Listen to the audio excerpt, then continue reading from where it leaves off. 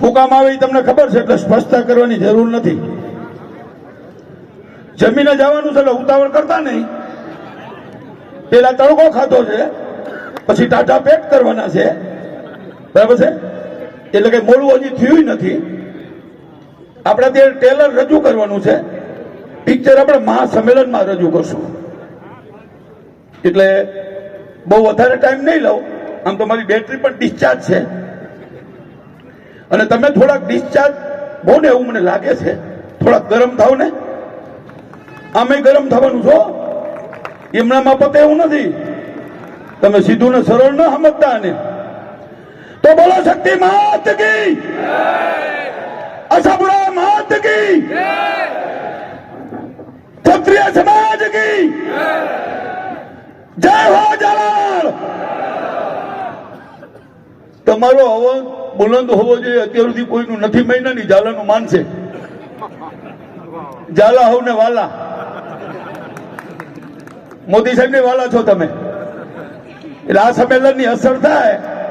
હું તો એમ કઉ છું 24 કલાકમાં જવાબ મળશે. આપણું કદાચ છેલ્લું આંદોલન હોય.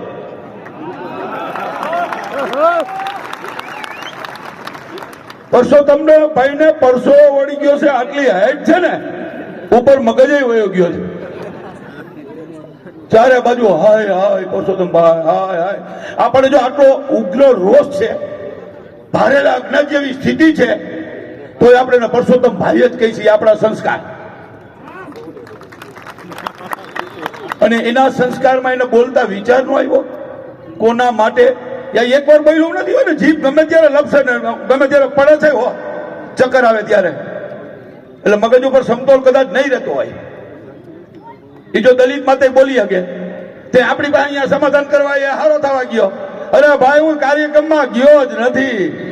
ભજન હાલતા હતા, આટો મારવા ગયો તો એમાં ફરિયાદ થઈ. ખેડૂતો કે પાક વીમો ખોટો લે છે, પણ પાક વીમો દિવસ તો ક્યાં. ઈ કે દલિત, પશુ અને નારી, આ ત્રણને મારી ભલી. આવા બધાના ઘણા સૂત્રો છે. બાકી ભૂતકાળ પૂછજો, મારી પાસે પાકી માહિતી નહીં એટલે ન બોલી શકું. કેવી એફઆઈઆર દાખલ થઈ છે, એ શિક્ષક હતા ત્યારે શું થયું છે, એ બધું આપણામાં એમાં પડવું નથી. અને આપણે હાય નથી કરતું. એ ભાઈ પરસોત્તમભાઈ, તમને ક્ષત્રિય સમાજની વિનંતી નથી તો આ ધમકી નથી, પણ આ ઝાલાવાડની ચીમકી છે. આટલામાં જો સમજી જાવ, આન બાન શાન ઠેકાણા આવે તો ઠીક છે. ને કાંઈ ઘણા બધા વક્તાઓ બધા બોલી ગયા છે. યુવાનોને રોકવા અઘરા છે. હો, યુવાનોને જે પકડી રાખ્યા છે, મને જે ફોન આવે છે અને મારે એને સમજાવવો પડે કે મારો ફોન ટેપ થાય છે. આવું બધું તમે અત્યારે ના બોલો. આજે રાજકોટમાં જે 10 આપણા દીકરાઓની ધરપકડ થઈ, જે 75 વર્ષમાં કલમ નથી લાગી, એ કલમનો ઉમેરો આજે 120B કાઢી. આમાં શેનું કાવતરું? એ સમાચાર તમને પછી મળશે, વધારે નહીં કરું. એટલે હજી પરસોત્તમભાઈને શાંતિ નથી. હજી પોલીસ ઉપર એવું દબાણ લાવો અને રાજપૂત સમાજને દબાવવા દેવાની વાત છે. તો રાજપૂતો દબંગ બની જજો, દબંગ. અત્યારે પેટી નથી બચાવી, બેટી બચાવી છે. અને આજે આપણે જો બેટીને નહીં બચાવી તો ક્યારે બચાવશું? અને કદાચ આપણા સમાજમાં કોઈ જયચંદ હોય ને, તો એનું કાલથી નામ જયચંદ પાડજો, ભલે નામ પ્રવીણસિંહ હોય. પણ દીકરાનો જન્મ થાય તે જયચંદ નામ ન પાડતા. આ જયચંદે પથારી ફેરવી છે. જયચંદને ખુલ્લા પાડી દેજો. અત્યારે 7-8 જણાના નામ તો એવી તો મને ફોનમાં કહે છે, ઓલો જયચંદ ને ઓલો જયચંદ ને. અત્યારે આપણે કઈ વિવાદમાં પડવું નથી. અત્યારે આપણે કોઈને ટાર્ગેટ નથી બનાવવા. અત્યારે જો એક પ્રચાર એવો થાય છે કે સમાજના 2 ભાગલા પડી ગયા. કોને કીધું પડી ગયા? આ 90 સંસ્થાના કન્વીનરો અહીં બેઠા છે, હું એનો સાક્ષી છું. એ સમાધાનમાં 90 માંથી એક પણ વ્યક્તિ હાજર હોય તો મને કહે. 33 જિલ્લામાંથી એક પણ પ્રમુખ હાજર હોય તો મને કહે. અરે 33 જિલ્લાને છોડી દો. અહીંયા સુરેન્દ્રનગર સમાજના પ્રમુખ હતા, ભાવનગરના પ્રમુખ હતા, કચ્છના પ્રમુખ હતા, જામનગરના પ્રમુખ હતા, જુનાગઢના પ્રમુખ હતા. ના, કોઈ નહોતા. એટલે સમાધાન માન્ય નથી. તમે રાજકારણીઓ ભેગા થઈને કરી લ્યો અને સમાધાન જાહેર કરી દો. આ 90 જણાની સમિતિ શું કામ બનાવી છે? એ 90 જણાને મેં એમ કીધું અમદાવાદ પરમ દિવસે કે આપણે સમાજને પૂછવું પડે કે બોલો આપણી જે માગણી હતી સંતોષાઈ ગઈ, હવે સમાધાન ડિક્લેર કરી દઈ. જ્યારે સમાજ આખો એમ કે હા કરી દો ત્યારે કરાય, નકર પીટી જાડેજાના બાપની તાકાત નથી, જાહેરાત કરી દઈએ. અમને તો ફોન આવ્યો, કાલ રાતે 2 વાગે ધમકીનો ફોન આવ્યો. જ્યાં ફોન આવ્યો ત્યાં જ ગયો, મરવા માટે જ ગયો. મારી પાસે ક્યાં કમાન્ડો છે, ક્યાં પોલીસ રક્ષણ છે? અરે જયચંદ તું ક્યાં આવું? તો કે ગોંડલ ચોકડી મેં તો આવ્યો.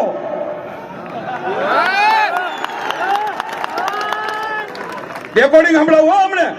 પેલા તો મારે આજે સવારે ગુનો દાખલ કરાવો હતો, પણ અત્યાર સુધીમાં હું 33 વાર તોમર બન્યો છું, તોમતદાર, ને 65મા વર્ષે ફરિયાદી ન બનવું. પાછું એક જ વાર તોમતદાર બનવું પડે તો ભલે બનવું પડે, પણ નહીં છળાય, ધમકી નહીં હાલે. હું જયચંદ નથી, હું ઝાલાવાડનો ભાણુભા છું, શક્તિમાનો વાલામાનો ભાણુભા. માને દીકરા કરતા ભાણુભા વાળા હોય, એ ભાણું ભૂકા બોલાવી દે, ભાણું હારે નહીં. હે તો ભાણુભા કોનો છું?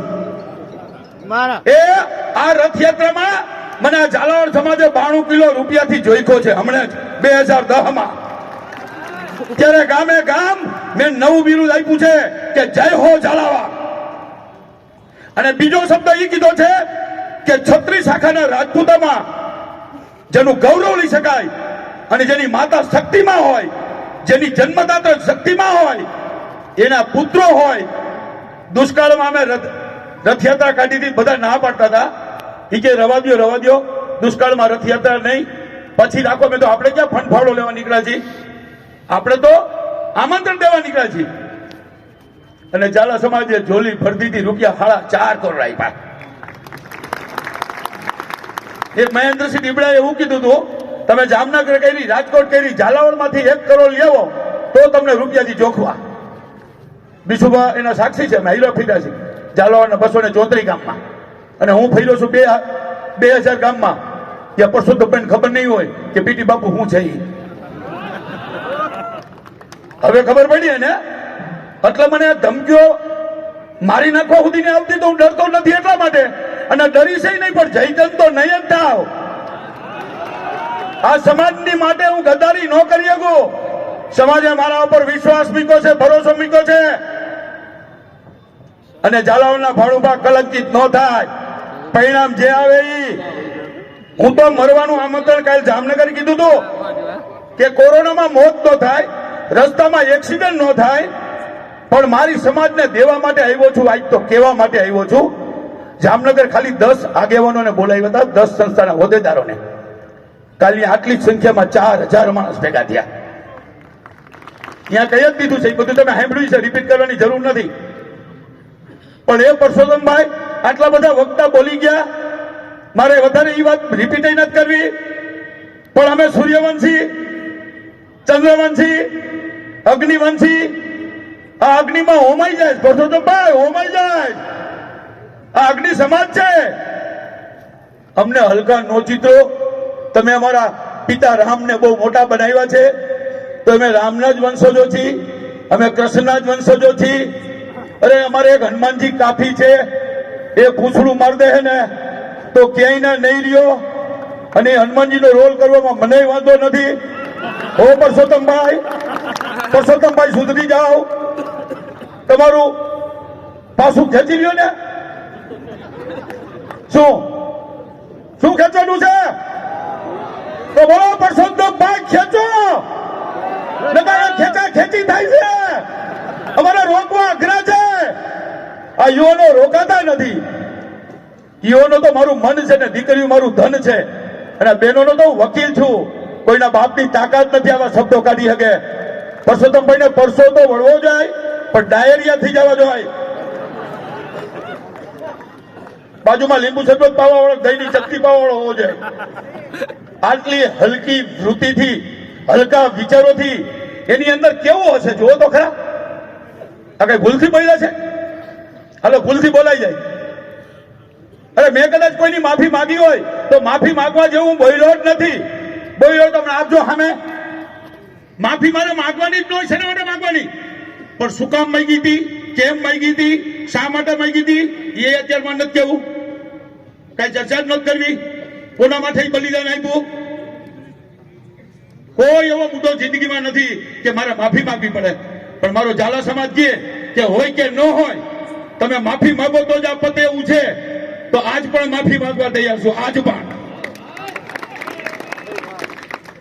ક્ષત્રિયનો દીકરાને માફી માંગવાની જ ના હોય. અને મારા વિશે જે કઈ ટિપ્પણી થઈ હોય, જે કઈ બોલ્યા હોય, તમે ચિંતા ન કરતા. મારા ભવિષ્યની મને ખબર છે, મારા વર્તમાન સ્થિતિની મને ખબર છે. અને મારું મોત કદાચ ગોગારે થાય ને તો આ ભાણુભાને ક્યાંક યાદ કરી શ્રદ્ધાંજલિ એવી આપજો કે એક ભાણુભા હતા, સદીમાં થઈ ગયા, પરસોત્તમભાઈને પરસો વાળી ગયા, સમાજને એક કરી ગયા, સમાજને ઘણું બધું આપી ગયા. બસ આટલી ઈચ્છા છે. મહિના પછી જોવાનું નથી. પણ હવે છેલ્લી વાત તમને આજ કહી દઉં. ધરાહારી કયો તો ધરાહારી, સમજી શકાય હોય તો સમજાઈ શકાય એવી. આ માગણી આપણી ન સંતાય ને માનો કે નો સંતાણી, એ કદાચ જે કઈ વેમમાં હોય, આપણે તો વેમમાં નથી. પણ ઇલેક્શનના દિવસે ઝાલાની વાત નથી કરતો, 36 શાખાના રાજપૂતોને વાત કરું છું કે એક મત પેટીમાં નાખો તો તમને માં ભગવતીના સોગન છે. તમને તમારા ઘરમાં જે વાલું હોય, વાલામાં વાલા એના સોગન છે, અને માં શક્તિના સોગન છે, અને મરમરાને માં આશાપુરાના સોગન છે. જો તમારો મત એમાં પડ્યો તો માં ભગવતી તમને માફ નહીં કરે, અને અંદરથી તમે સમજી લેજો કે આજુ જયચંદ થઈ ગયો. મત નો જવો જોઈએ. મત એની 8 સીટ જશે ને રાજપૂતો. જો તમારા કદાચ 2 લાખ, 2.5 લાખ, 3 લાખ, અને આપણા મત જે હોય 17%, એક રાજપૂત હોને ભારે પડે. મારે તો ખાલી 10 ને જ ભારે પડવા માટે આપણે એક રાજપૂત અન્ય સમાજ પાસેથી 10 મત તો નખાવી હતી ને. પરસોત્તમના ભાઈ નહીં કહેવાય, એમાં મતનો ને એકદમ તારી માના આમ છે. હા, એ હોતો આટો મારી ભાઈ. પણ 8 સીટ એની ખોવાય ને તો ભાન આવશે. જો તમને કહી દઉં, આ 75 વર્ષમાં પહેલું યુદ્ધ થયું છે. આવું યુદ્ધ પછી ક્યારેય નહીં થાય. હું તો ખરેખર પરસોત્તમભાઈનો આભાર માનું છું કે આ ક્ષત્રિય સમાજ એક કોઈથી નથી બન્યો આઝાદી પછી. પણ આજે અમારો સમગ્ર એક રાજપૂતનું નિવેદન એવું નથી કે સમાધાન કરી લ્યો. સમાધાન ન થાય, કારણ કે આજ મારી રાજપૂતાની ના ટિપ્પણ, તો રાજપૂતાની આપણે હોમી નથી દેવાની. એટલે આપણે રાજપૂત છીએ. જેથી લડતા હતા ને તેથી રાજપૂતાની માથું કાઢીને આપી દેતી હતી થાળીમાં કે મારી ચિંતા છે ને, જાઓ લડીને આવજો. એવા રાજપૂતાણીને આપણા માટે લડવું પડે? અરે એનું અપમાન, આપણું અપમાન, આપણે એની મુખે જેલમાં છીએ. અરે આપણે તો ગૌરવ લેવું જોઈએ કે આપણે તો ભગવાન રામના દીકરા છીએ, ભગવાન કૃષ્ણના દીકરા છીએ. અરે હવાર સુધી નામ લઉં તો નામ ન બોલી શકાય એવા રાજા મહારાજા, જે વિક્રમ સંવત હાલતું હોય ત્યાંથી, કે ભારત દેશ પડ્યો ત્યાંથી, કે રામજીના પિતા દશરથજી હોય ત્યાંથી, કે કૌશલ્યા માતા હોય ત્યાંથી, કે સતી સીતાજી હોય ત્યાંથી. સતીઓ તો આપણે એટલી થઈ છે. અરે ગામે ગામ પાળિયા પડ્યા છે, તમે પગે લાગીને પેલા જાતા ત્યાં સુધી હરખું હતું. એટલે એવું નથી હો. અત્યારે આપણે કોઈનો વિરોધ નથી કરતા, પણ જો સંખ્યા પ્રમાણે ટિકિટ આપતા હોય તો પાટીદારને 6 મળે તો આપણને 3 મળે કે નહીં? આપણા હાથમાંથી 0 વહી ગયા. પાછી આપણો સમાજને આગેવાનો જાહેરાત એવી કરે છે કેમ કે રાજ્યસભાની ટિકિટ નો આપી, આની પેલા ભરતસિંહ પરમારને આપી હતી. અરે રાજ્યસભાનું બટકું હમણાં પૈકું 6 મહિના પહેલા ચૂંટણી આવતું હતું એટલું, અને બટકામાં માની વધ ગયા. તરગારા શું તરગારા, આમાં મારે કહેવાના શબ્દો નથી મારી પાસે. પણ અમુક વસ્તુ બરાબર છે. ના ના ના ના, એટલે એ તો હું ન જ કહું, હું એ ભૂલ ન કરું. મારે માફી માંગવી પડે એ ભૂલ થોડો કરું. દિલ સાફ છે ને તો માફ છે, બાકી માફ નથી. અત્યારે રાજેન્દ્રસિંહ રાણા 4 વાર ચૂંટણા છે. અને મેં હમણાં ઇન્ટરવ્યુમાં કીધું કે તમારે રાજકોટની સીટ આયાત ઉમેદવારોને આપો છો, અને કદાચ ક્ષત્રિયને ખુશ કરવા હોય, આ ઉમેદવારી પાછી ખેંચે અને અહીંયા ટિકિટ આપી દો અમારા હકુબાને, અપક્ષમાં પણ ચૂંટાઈ જાય તો આપો રાજકોટની સીટ. અરે ગીતાબા જાડેજાને આપો, એને દિલ્હી મોકલો, ચૂંટાવી દેવાની જવાબદારી રાજપૂત સમાજની. અરે કચ્છમાં આપો વિરેન્દ્રસિંહ જાડેજાને, અપક્ષમાં ચૂંટાઈ જાય. અરે એ તો ચૂંટાઈ જાય પણ બીજા છે મુખ્યમંત્રીની સીટ ઉપર બેસી શકે એને ઘરે બેહાડી દીધા છે. પ્રદીપસિંહ જો આઈકે સાહેબ જો હાલો ભૂપેન્દ્રસિંહ કદાચ ઉંમરની કઈક વાત હોય 75-80 વર્ષ થઈ ગયા હોય તો, પણ આમ આવા નેતાઓને ચાલુ ધારાસભ્યની સીટ ઉપરથી પણ હાવ ઘરે બેહાડી દીધા અને હાવ ફેંકી દીધા. પછી એકાદો રાજ્યસભાનો સભ્ય આપી દે એનાથી આપણે સંતોષ નો માની લેવાય. અને આ ફાયદો આ રાજકારણીઓ સમજતા નથી, એના માટે જ છે. આ ટિકિટ માનશે, સ્થાન ઠેકાણે આવશે તો ટિકિટ મળશે કોને? મને તમને જ મળવાની છે. બે વધારે મળશે તો કોને? રાજપૂત સમાજને. અને તમને ટિકિટ મળે છે સંખ્યાના ધોરણે મળે છે. જો તમે એવો પાવર કરતા હો, બરાબર છે, કે હું મારા ઓલા ઉપર ચૂંટણી જીતું છું તો અપક્ષમાં ચૂંટીને બતાવો. ધર્મેન્દ્રસિંહ વાઘેલાની જેમ, હકુબા જાડેજાની જેમ ધર્મેન્દ્રસિંહ અપક્ષમાં ચૂંટાવ, ભાજપ તમને ઘરે તેડવા આવશે. આવ્યા ને ધર્મેન્દ્રસિંહ વાઘેલાને તેડવા? એવી તાકાત પણ રાજપૂતોમાં છે. એટલે એવી બાનાબાજી પણ ના ચાલે. પણ આપણે અત્યાર સુધી શાંત બેઠા, બધાય વક્તાઓએ કહી દીધું એમ કાંઈ નથી આપ્યું, બધાય લૂંટી ગયા.